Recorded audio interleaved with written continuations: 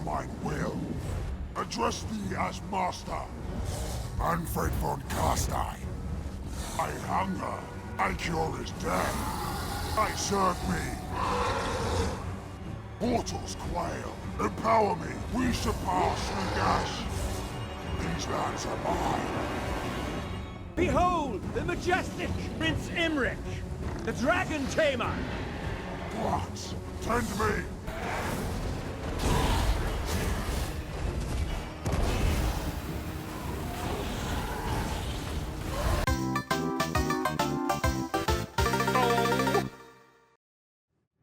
Mannfred once was the terror of Total War Warhammer 1, has long been a pretty strong caster lord, able to be taken on a dragon for the vampire counts, but definitely can be very risky in some situations. Here against the High Elves, we've got Way, I believe this is Black Phillip, potentially? Anyway.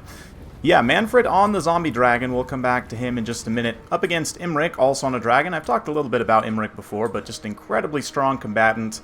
Probably, I'd have to look against Rakarth. I think he's probably still stronger overall in terms of like HP and whatnot. Rakarth might be slightly stronger in certain specific areas, but regardless, rest of the builds here have got front line of some ranked up zombies for Way, which is very interesting. Graveguard with great weapons as well, and some corpse cards. Necromancer on a corpse card with Forbidden Rod, Unholy Lodestone here, and a Balefire. He does not, he just has a basic corpse card, which makes sense.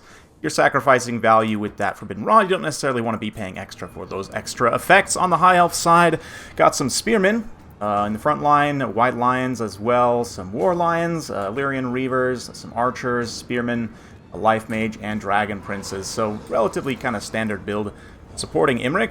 I guess Lions are not a super common pick, but the one thing I would say for Way's build is with the chevrons that have been bought, and there's some chevrons on these corpse cards too, which I love the idea, giving them 26 melee defense, actually pretty decent. But with all those chevrons, you cut it from everything. I think there's also these bats here, Devils of Schwarzhofen up in the air. The bats also have chevrons, so just cut all the chevrons from that. You could maybe even take more corpse cards, which is definitely going to be ideal. Anyway, you can see from Way's build here that he was definitely expecting more of an elite infantry composition, with all the anti-infantry great weapons here. He's got Purple Sun on Mannfred, which is one of the main reasons you want to bring Mannfred. You can take him with Purple Sun. Cloud of Flies also on the zombie dragon, -5 melee attack aura. Pretty nice to stack on top of the corpse cart buffs, essentially giving you like +10 melee defense effectively on all units if they're stacked. But for now, Imrik is going to be a terror here. There's no Blood Knights. There's no real good anti-large units here. So Mannfred's just going to have to rush in and try and get a little bit of a goon here. The corpse cart somewhat blocking, but Dragonhorn has been popped all across the field. The High Elf Wah, so to speak, giving a really nice shock burst. Look at that, 62, 67 something melee attack there on those Dragon Princes. Very nice, just charging in, doing a devastating amount of damage. Elves of Schwarzhofen, only 10 armor, will take quite a bit of shock damage from those Dragon Prince charges. And yeah, the Fellbats just kind of chilling back for now in the air. Devils did take some damage, screening back up out in the air, but the Graveguard with Great Weapon is definitely going to be generating really nice value. In terms of the High Elf build, I mean, they're definitely relying on Imrik and the Dragon Princes and the Lions here to act as anti-infantry, which definitely they can, but like you can see these White Lions just getting absolutely destroyed. The Lion Infantry, I should say. The Spearmen here obviously also just going to get cut down, as you would expect.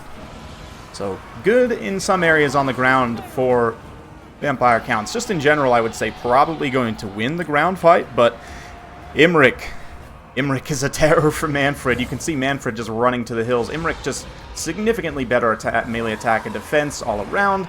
The Zombie Dragon does not have the standard regeneration trait, so not weak to fire, but even still, massive weapon strength, 60 more weapon strength, in fact. Yeah, just absolutely insane stats. So Imrik being such a clearly superior combatant, normally single entity single entity combat rather involves a lot of RNG. And if there's any degree of parity between the stats, like it's, a percentage chance that one of them will win versus the other, right? But here, Imrik's stats are so much superior to Mannfred that I would say he consistently will beat him just about every time. Like maybe there's a 1 in or 2 in 100 cases where somehow Mannfred gets really good RNG and wins. That can happen. It is possible, very unlikely. But Mannfred now, as he's over there, Imrik, you know, you do have to take out the corpse carts. They're very cheap, so normally Imrik trying to focus them would not be the best idea, but in this situation where they're isolated, there's no mobile units to quickly respond. There's just zombies here that he can easily snipe it and get back up in the air. Imrik has enough punching power to eat them in just a couple shots, and even still, you can see that Way responding with Mannfred and the Devils here, and Imrik just doesn't want to get rear charged on the ground by everything. And in general, you know, taking this all up together engagement isn't going to be the best. He does pop Dragon Horn, though, to give himself some extra attack. Regrowth also refreshing his vigor and dumping a massive heal in there. You can see the Devils might just straight up lose in this engagement. So, Invocation of the Heck, healing Mannfred and the Devils trying to sustain, but Imrik's just resolute. I mean, 50 attack on the Devils for Schwarzhofen. They have an okay chance to hit.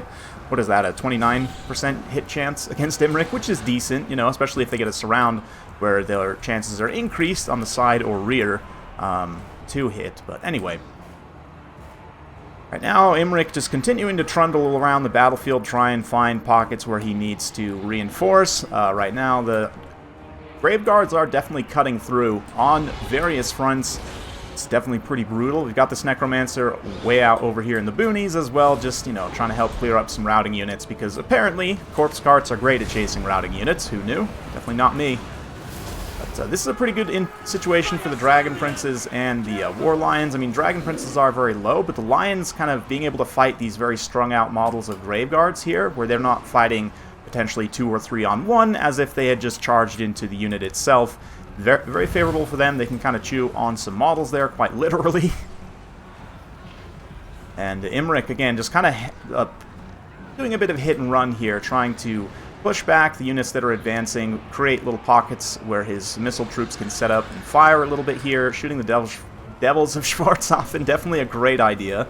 Again, low armor, high value, generate good damage on the archers, very cost-effective damage. Imrik charges in, and the issue here is, again, no cavalry, not a lot of mass units. The corpse carts, as much as I'm memeing about having extra corpse carts, you know, kind of having them together in a mass whenever... I mean, granted, you want to spread them out for the buffs, but in a late-game situation like this, like pulling them all together here to act as mass blockers for Imrik, so basically you just charge down... Oh, here we go. Oh, yeah.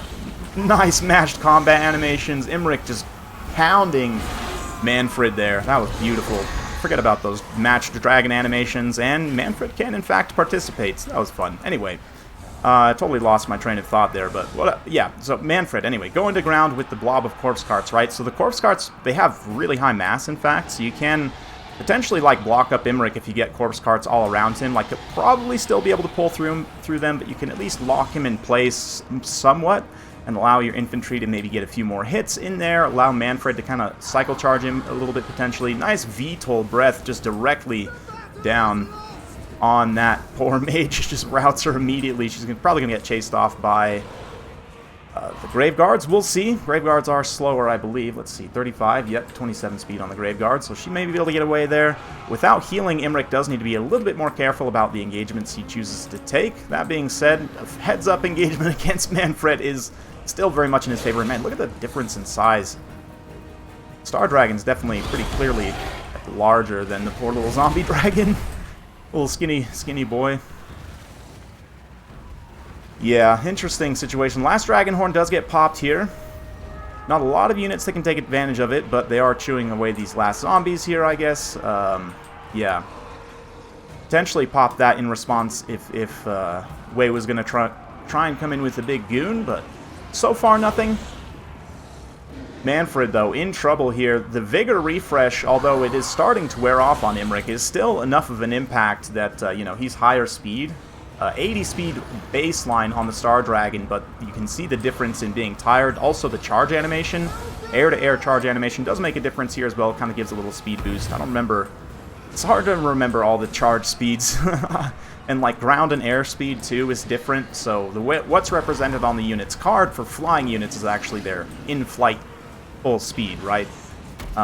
Whereas on the ground it could be different. Charge animations, again, kind of change things up as well. But Mannfred getting Bit of a debuff here. Lord of Dragons from Imrik. That is going to be significant. That is just going to completely tilt things to one side where Mannfred literally has a 0% chance of winning.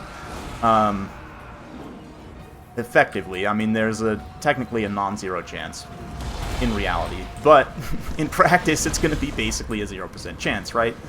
Yeah, math is funny that way.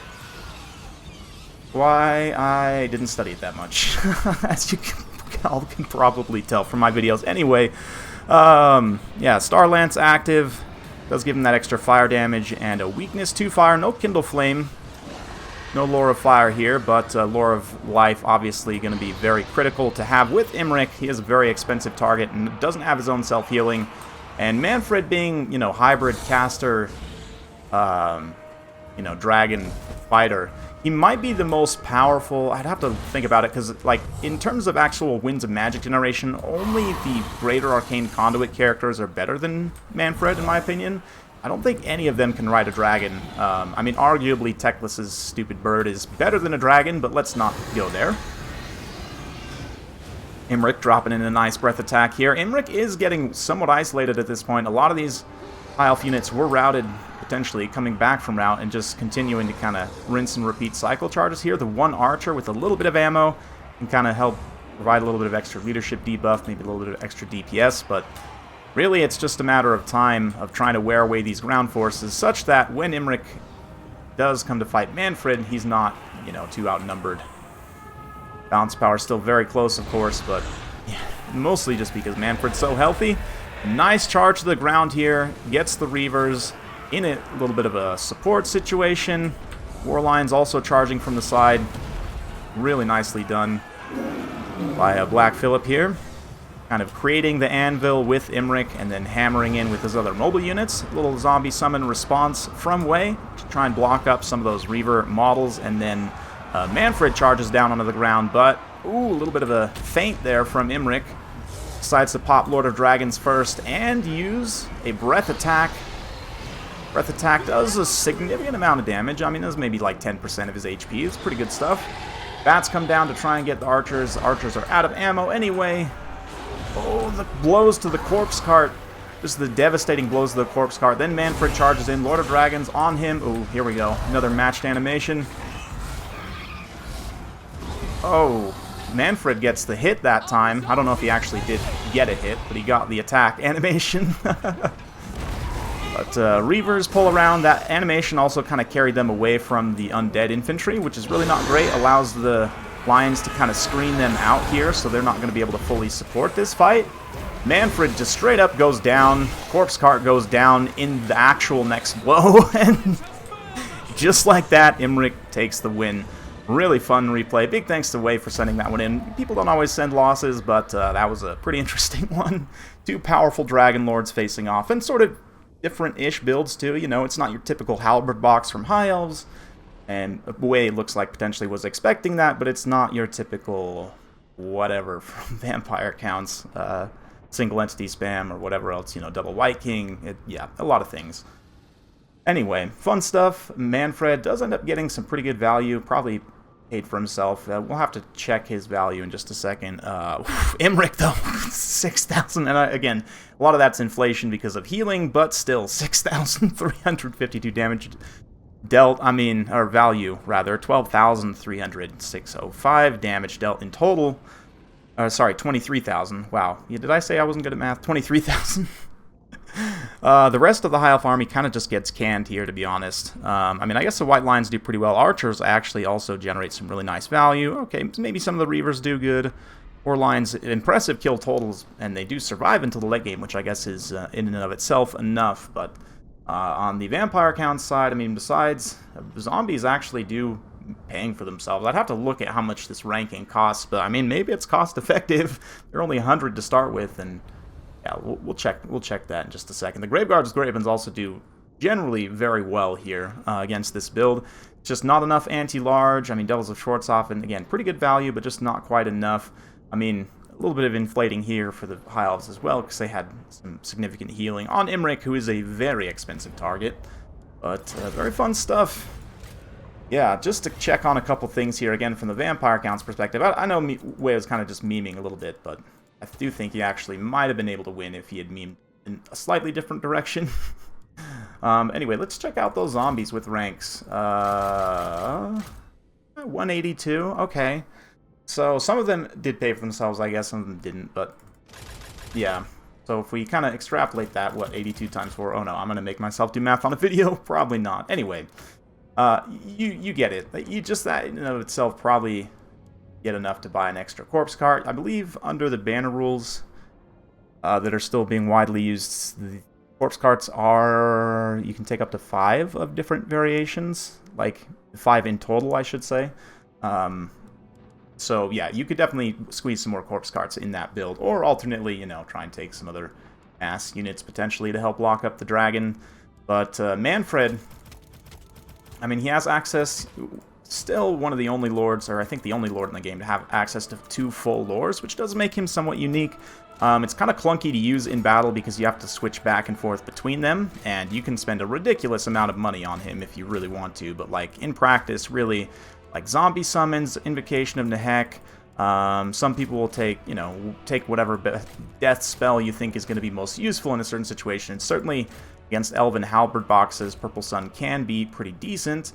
That being said, I gotta remember, does anyone else have Purple Sun? Yeah, see, Neckarch has like a very similar, Spirit Leech and Purple Sun are primarily the 2 spells you'd probably take with Mannfred, right? So Neckarch can kind of stand in somewhat for like a Mannfred lookalike. He's got Wild Heart, which does give you a little bit of extra Winds of Magic, and he also has Arcane Conduit just straight up, which is less magic than Master of the Black Arts. Like, you do get more magic overall with Mannfred, but you know what, actually, let's do a direct cost comparison here for like the kit that I would probably take against the High Elves. Granted, going Flying Dragon against the High Elves is already in and of itself pretty risky, but I mean, keep in mind you've also got this Dark Protection for the Neckarch to give himself some damage resistance. Whereas Mannfred, Fredman over here, where is he? Kind of harder to find with all these bald dudes floating around. Does not, I mean, he does not have any damage resistance, right? So, if we were to say just Purple Sun, Invocation, and I guess if you want to take any other spells than what's available in this loadout, right, that the Neckarch has access to, then you have to take Mannfred. But realistically, like, this is pretty much what I would do in this situation. You can see he's not that much cheaper, but he is a little bit cheaper. In terms of actual stats, Mannfred's also slightly better as well. You know, you could maybe fine-tune this even more down, like with Mannfred. I probably wouldn't take Life Leeching, honestly.